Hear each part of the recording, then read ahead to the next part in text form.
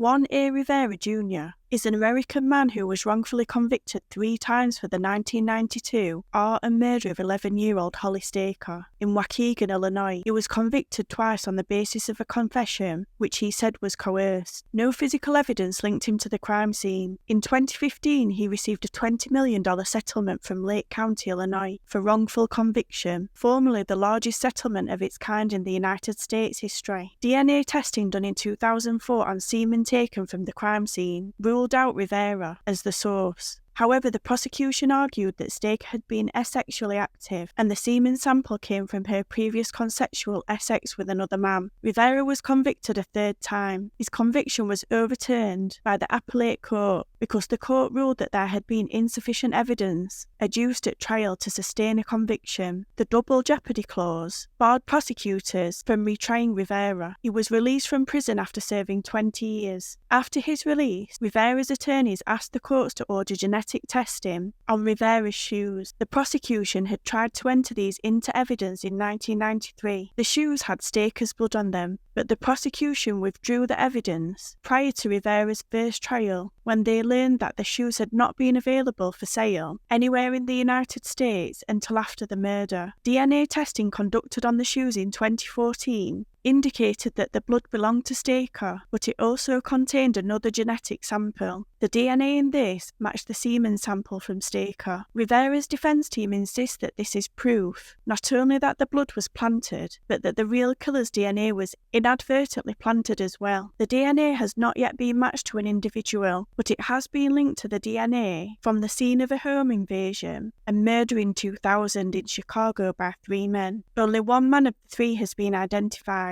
He was convicted of that crime and is in prison. He claims to have been wrongfully convicted. Following his exoneration, Rivera sued the city of Waukegan and Lake County and was awarded $20 million.